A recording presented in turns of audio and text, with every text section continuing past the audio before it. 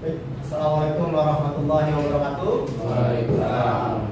Selamat pagi, salam sejahtera untuk kita semua. Om Swastiastu, Shalom, Nama Budaya, salam kebajikan rahayu untuk kita semua.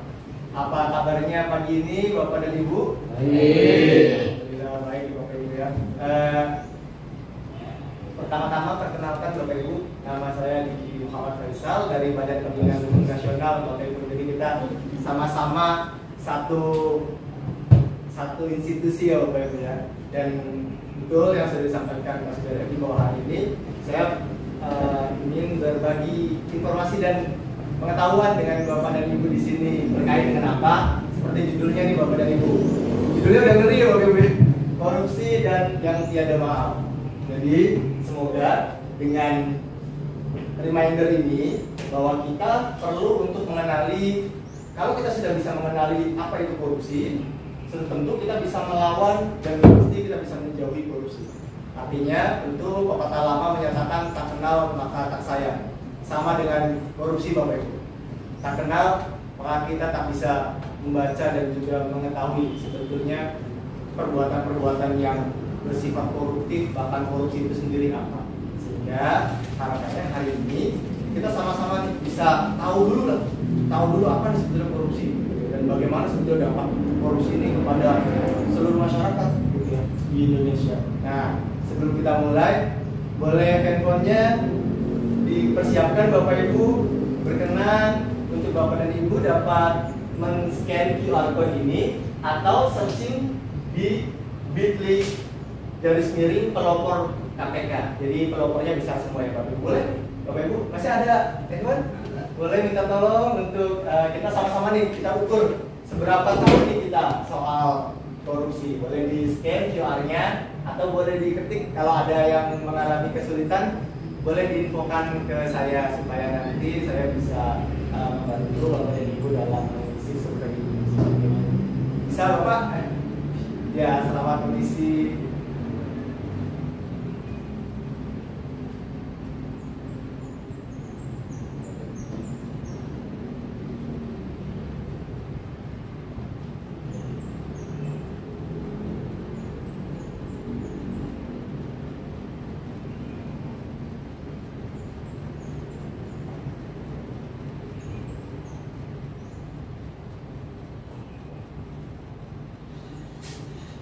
Ada yang masih kesulitan untuk isinya?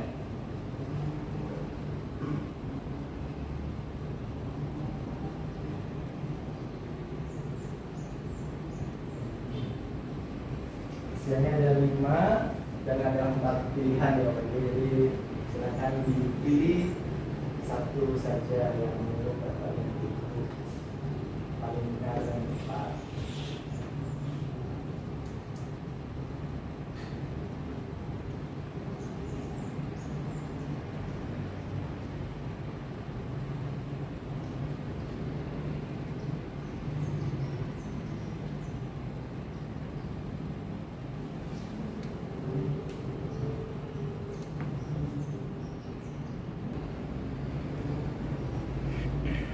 Terima kasih Bapak dan Ibu sudah mengukur seberapa tahu kita tentang ini. Kira-kira dari 5 soal ada yang susah nggak Bapak Ibu?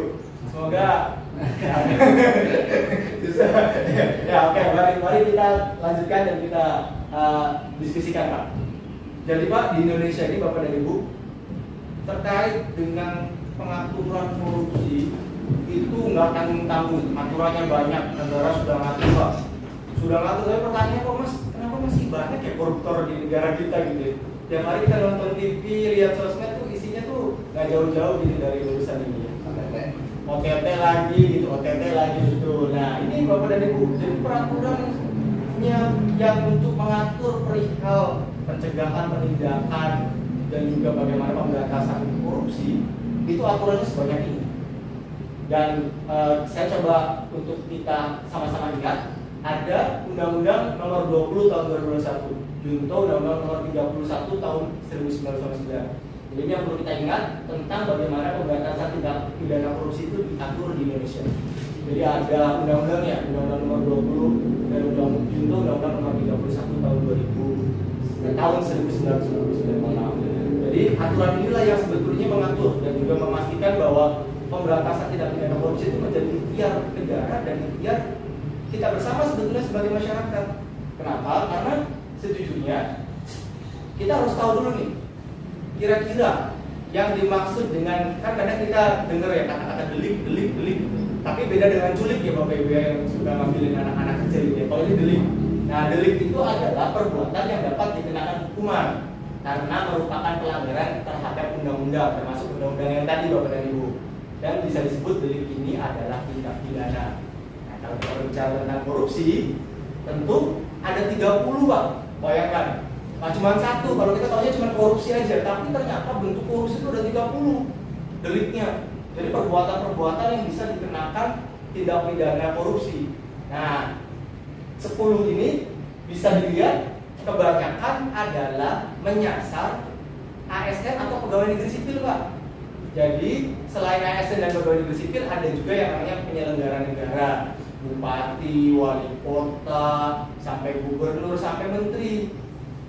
Nah ini adalah 30 ini, 20 tentu ada swasta juga di sini atau di luar pemerintahan. Jadi kita selaku insan pemerintahan ya Pak ya, karena kan kita digaji oleh negara, tentu bahwa kita juga harus bisa mengetahui dulu 30 delik korupsi yang diatur di berbagai peraturan Pak. Jadi ada 30 deliknya, dan dari 30 ini ada pengelompokannya Pak, jadi 7. Jadi yang kita biasa dengar nih kalau ini, kalau yang tadi kan nggak biasa kita dengar ya. Nah kalau ini yang biasa kita dengar nih, salah satunya suap penyuap. Ini bukan soal makasih makanan ke anak ya Pak ya. Suap penyuap ini adalah bentuk tindakan memberi atau menjanjikan sesuatu kepada ASN atau penyelenggara negara, hakim atau advokat. Nah itu untuk apa? Untuk supaya berbuat sesuatu atau tidak berbuat sesuatu. Jadi dua hal Pak. Boleh berbuat, tapi juga boleh nggak ngapa-ngapain. Nggak ngapa-ngapain aja nih juga kena, gitu ya. Nah, selain dari 7 yang suap penyuap ini, satu itu ada gratifikasi, Pak. Ada benturan kepentingan, juga termasuk dalam kelompok tindak pidana korupsi, perbuatan curang, pemerasan, kerugian keuangan negara dan penggelapan dalam jabatan. Itu Pak. Jadi 7 ini bentuk yang bisa kita umum pahami seperti ini ya. Nah, selanjutnya ingat nggak Pak? Ini siapa aja? Mungkin Bapak yang waktu 2008 gitu mau 2009 ingat ya. Coba kita tonton ya Pak ya. Katakan. Tidak. Tidak. Apakah kalau ada katakan? Tidak. Tidak. Untuk peringatan katakan. Tidak. Tidak. Partai Demokrat bersama SBY terus melawan korupsi tanpa pandang bulu. Bergabunglah bersama kami. Katakan tidak pada korupsi. 8 ya, ini 5 tahun yang lalu sekitar, ya betul ya, 5 tahun yang lalu. Oh enggak, 13 tahun ya, betul ya. 13 tahun yang lalu 3 dari pemeran ini sayangnya dan mungkin karena ketamakannya tertangkap korupsi sebagai koruptor. Kita bisa lihat bahwa 3 kader partai ini tertangkap. Jadi apa kesimpulan dari video ini adalah sebetulnya korupsi itu bahayanya di situ Pak. Awalnya orang ngomong A, menawar, menolak, tapi tiba-tiba dia tergoda dan akhirnya dia menjadi salah satu koruptor. Sehingga sebetulnya ini adalah hal yang bahaya. Karena apa? Mungkin kita merasa bahwa kita tuh di luar urusan pemerintahan, ini urusan pejabat aja korupsi itu. Tapi ternyata tidak juga Pak. Ada juga orang-orang yang diperintah oleh atasannya sebagai diperintahnya suruh ambil uang di tempat tertentu. Ketika pulang dia kena OTT. Dan itu juga orang-orang yang tanpa sadar menjalankan perintah pimpinannya itu juga tetap bisa dipidana sebagai pelaku pasif. Karena dia sebetulnya tidak tahu, tapi karena dia di OTT dia bisa kena. Itu sebetulnya secara pribadi kita punya potensi jadi korban selain jadi pelaku. Di samping itu juga bayangkan bahwa urusan orang meninggal aja makam tuh bisa fiktif Pak. Jadi makam ketika di DKI Jakarta disclaimer-nya bahwa sekarang sudah baik ya, itu makam itu sudah dibeli, sudah dibuat nisannya saja yang ada. Orang manusia yang dikuburin tidak ada. Jadi itu bisa jadi diperjualbelikan oleh akun tertentu. Sehingga itu sudah bahaya. Bayangkan dampaknya untuk hal-hal yang lain. Sehingga sebetulnya bahaya Pak untuk terkait dengan Bapak Ibu korupsi. Nah korupsi itu juga dampaknya banyak di beberapa sektor. Bapak Ibu pernah ingat jembatan di Kutai Kartanegara yang ambruk dalam waktu yang tidak lama setelah diresmikan. Bayangkan bahwa ternyata jembatan ambruk itu tidak hanya merugikan perekonomian, tapi juga ada nyawa yang melayang di situ, Pak. Sehingga sebetulnya korupsi itu begitu berbahaya dan begitu jahat. Nah, ini adalah dampak-dampak yang bayangkan dampak-dampak yang lain. Kemiskinan itu ceritanya, kalau sekarang kita bisa tahu kemiskinan itu menurun ya Pak ya. Menurun ya ininya ya. Tapi menurunnya itu sayangnya dari orang tuanya ke anaknya gitu. Bukan menurun secara angka, tapi menurunnya karena itu. Kenapa? Salah satu faktornya adalah korupsi Pak. Jadi sebenarnya kita punya kewajiban, kita punya niat, karena kita sama-sama nggak tahu Pak. Hari ini kita sama-sama jadi pegawai, tapi belum tentu besok, belum tentu lusa kita jadi anggota dewan, kita jadi penyelenggara negara. Kita nggak tahu nasib kita Pak. Sehingga sebetulnya upaya untuk menyadarkan diri itu nggak bisa seperti membalikan telapak tangan Pak. Minimal kita tahu dulu, kita jalan dulu, kita pastikan dulu, sehingga nanti ketika ada perbuatan-perbuatan yang menurut hati nurani kita, karena itu nggak pernah salah Pak. Indikator yang nggak pernah salah adalah hati nurani kita. Kalau hati nurani kita bilang A dan itu benar, maka itu benar. Karena dia tidak bisa dicampuri urusan-urusan logika dan yang lain. Sehingga dengan kita sudah mengetahui bahaya dari korupsi ini, semoga saja kita bisa lebih mawas Pak, lebih hati-hati. Dan bayangkan, koruptor itu dari mulai dia disidik Pak, ditangkap KPK, ditangkap kepolisian, kejaksaan, itu dia sudah mengeluarkan biaya Pak. Dan biaya ditanggung siapa? Ditanggung kita. Makanya sebetulnya kita tuh selain kita nggak tahu kalau kita korban sebetulnya karena ini juga kita sebetulnya sudah menjadi korban. Karena untuk mengurus koruptor dari mulai ditangkap sampai dijebloskan ke penjara dan sampai makannya, itu biayanya dari negara. Dan negara yang harus mikirin bagaimana dia tetap hidup untuk menjalani hukuman. Udah gitu keluar Pak, belum tentu dia tobat Pak, malah melakukan kesalahan yang sama atau mau jadi pejabat publik lagi. Ya itu sih mungkin kita bisa sama-sama ini ya Pak, bisa sama-sama simpulkan gitu ya. Oke baik Pak.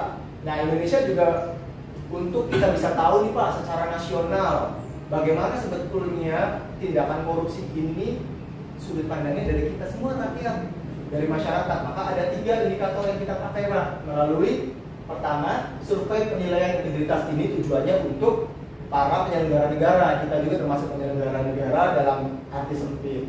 Indeks persepsi korupsi itu untuk bagaimana BPS melihat Pak persepsi korupsi yang diyakini masyarakat seperti apa. Dan yang ketiga adalah indeks perilaku anti korupsi. Indeks perilaku anti korupsi ini adalah lebih kepada memastikan perilaku anti korupsi di level masyarakat itu seperti apa. Sayangnya hal-hal semacam ini Pak, ini masih kecil nilainya Pak. Hari ini Indonesia itu masih di level rendah untuk tingkat integritas ataupun tingkat budaya korupsi masih banyak yang merajalela. Sehingga upayanya adalah ini dengan peran serta masyarakat kita sama-sama bisa memastikan dulu, mengenali dulu masyarakat bahwa ini tuh tindakan korupsi. Sederhananya adalah ketika urusan perizinan itu bisa dijalankan tanpa uang perizin, maka sebetulnya kita nggak usah pakai uang perizin. Sekarang sudah banyak Pak pelayanan yang nggak pakai uang perizin. Ya, walaupun kita juga tidak bisa pungkiri, ada juga pelayanan yang memang masih masih membudayakan hal demikian. Tinggal kita pilih mana yang baik dan mana yang baik. Saya ingin cerita terkait tokoh ini Pak, Bapak Muhammad Hatta, bahwa beliau pernah bilang dia pernah punya satu keinginan Pak, yang tidak terbeli, yaitu sepatu merek Belly. Bayangkan dia seorang wakil presiden pertama Republik Indonesia. Kalau beliau mau, beliau bisa perintahkan saja distributornya untuk saya minta dong satu. Tapi ternyata dia dengan integritasnya dia nggak mau Pak. Sampai akhir hayatnya ini sepatu nggak kebeli Pak. Walaupun dia wakil presiden. Bayangkan bahwa kesederhanaan yang dia punya dia jaga sampai ke liang lahat. Dan namanya tidak ada satupun tercemar terkait dengan integritas. Dan beliau pernah bilang Pak dalam bahasa Jerman Pak, yang artinya adalah sikap manusia itu sepadan dengan caranya mendapat makan. Jadi sikap kita itu sebetulnya bagaimana cara kita mendapat makan. Bayangkan bahwa kalau kita cara mendapatkan makannya yang berkah, yang baik dan yang benar, maka tentu cara hidup kita dan perilaku kita juga tetap sesuai. Sehingga sebetulnya pada hari ini kita bisa mempedomani, kita bisa mendengar perkataan dari Bapak Gunawan Muhammad Pak. Beliau bilang bahwa kita tidak jadi bijaksana, bersih hati dan bahagia karena membaca buku petunjuk yang judulnya bermula dengan how to. atau tata cara atau bagaimana panduan pedoman, tapi kita harus terjun kadang hanyut, kadang berenang dalam pengalaman.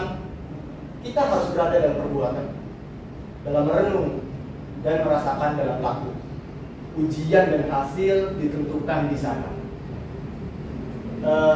Itu yang bisa saya sampaikan, Bapak dan Ibu. Terima kasih sudah mendengarkan informasi yang saya sampaikan. Kurang lebihnya mohon maaf. Namun sebelum kita tutup, boleh Bapak Ibu handphonenya dibuka lagi untuk Bapak dan Ibu bisa mengisi lagi file yang tadi.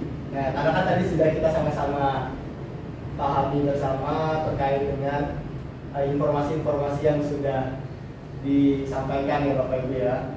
Ada Undang-Undang Nomor 20 Tahun 2021 untuk Undang-Undang Nomor 31. Nah, file yang tadi boleh dimasuk lagi dan diisi lagi. Ini kalau tadi filenya lupa namanya, boleh di-scan lagi.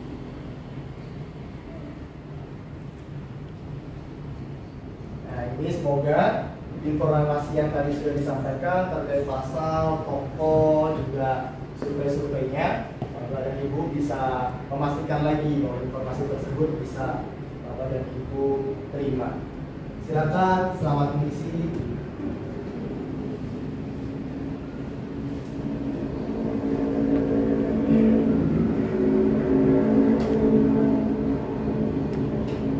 Ini kita sama-sama diskusi nih. Baiknya ngobrol nggak apa-apa, nggak nanya, tapi ngasih pendapat juga nggak apa-apa. Jadi nggak ada serta-merta harus bertanya. Kira-kira nih boleh nggak nih Bapak dan Ibu mungkin ada yang bertanya atau berpendapat? Baik, biar suasana ini lebih enak dan nyaman, jadi nggak perlu tegang. Muka jangan tutup, itu ceria aja. Ini kita tinggal apa kan, nggak usah. Kami akan beri kesempatan kepada rekan penanya. Namun sebelum itu kita berikan fokus dulu buat narasumber. Oke, terima kasih. Dan saya silakan barangkali ada yang mau bertanya, Pak Tony atau Pak Raffi mau tanya. Boleh Pak, silakan Pak. Kita Silakan. sama-sama diskusi Pak. Kita Ngobrol, Pak. diskusi aja. Nggak usah berat-berat lah ya. Ringan-ringan aja.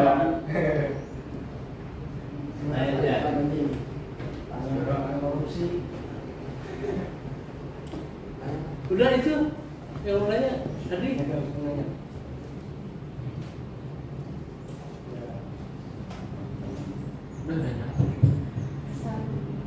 Ya, boleh berdiri, boleh duduk, boleh. Udah itu. Banyak namanya.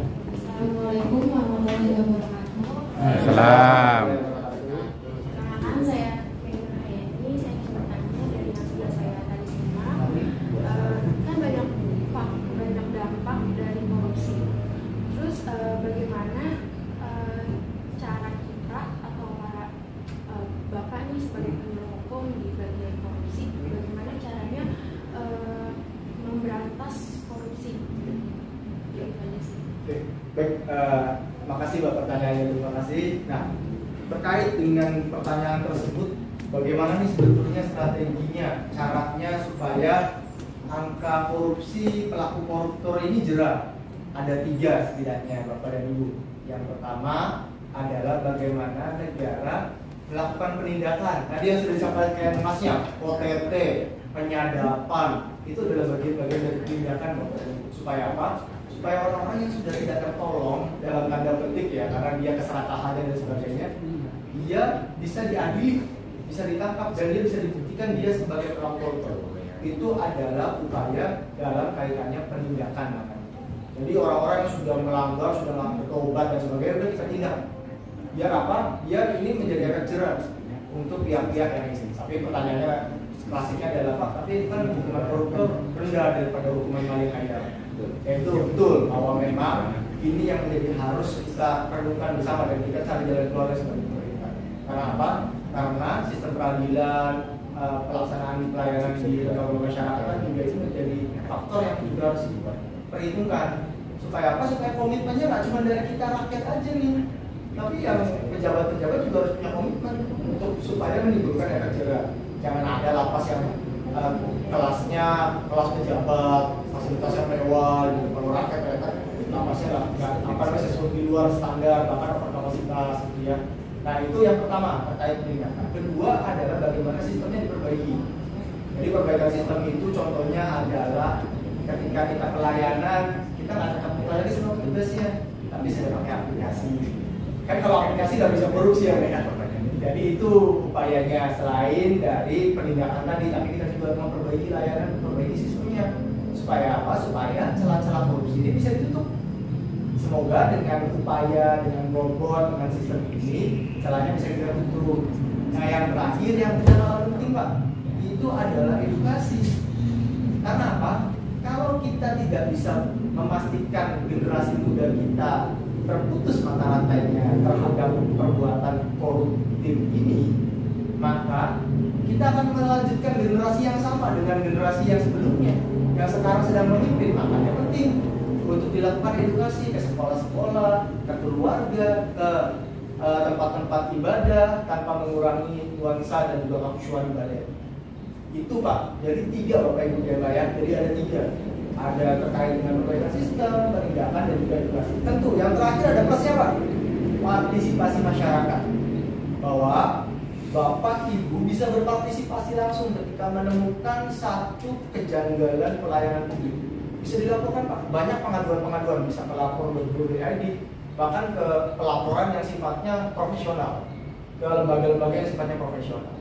Dan juga apabila saya tidak keliru terkait dengan pihak-pihak pelapor yang berkontribusi terhadap penuntasan kasus korupsi, itu bisa diberi penghargaan Pak.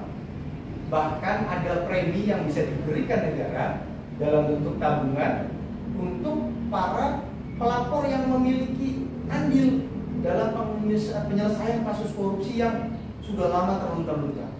Ya misalnya contoh adalah saudara HN nih, Bapak tahu gitu ya, posisinya di mana di negara nggak tahu nih saudara HN, padahal sudah di Indonesia tapi nggak tangkap gitu ya. Imbalan Pak ya, tapi membantu negara, tapi kan negara juga harus punya kontribusi terhadap hal tersebut.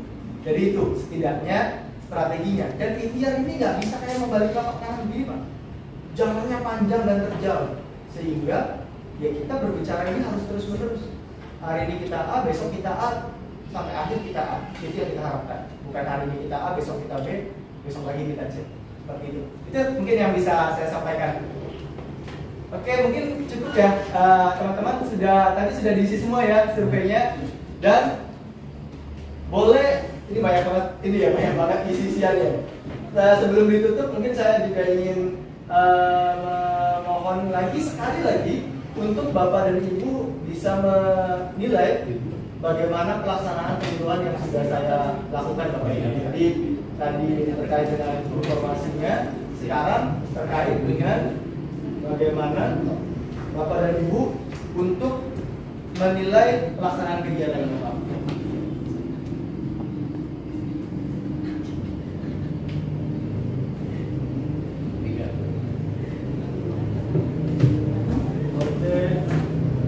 Bapak Ibu boleh silakan sambil diisi, sambil melanjutkan untuk pengisiannya, silakan. Ya, ini Bapak dan Ibu, mungkin Bapak dan Ibu kalau memang ada yang perlu ditanyakan, kita diskusikan dan juga konfirmasi, mungkin ini boleh diisi. Yang ini Bapak dan Ibu bit.ly/BPSDM 911. Sambil diisi, mungkin Bapak dan Ibu perlu kontak saya untuk bisa ngobrol, diskusi, dan juga memastikan informasi-informasi apapun Pak terkait dengan kegiatan kantor, konsultasi hukum dan lain-lain. Silakan Bapak dan Ibu bisa akses informasinya di kontak pribadi saya di nomor WhatsApp 0822 9873 2488. Mungkin saya juga kalau bisa silaturahmi dengan Bapak Ibu melalui sosial media, bisa akses di Twitter saya di Instagram saya di Kian Faisal. Seperti itu Bapak, mohon perkenan Bapak dan Ibu untuk dapat mengisi link di atas, untuk dapat mengakses di atas, untuk dapat mengisi kuesioner yang dibutuhkan. Seperti itu. Oke.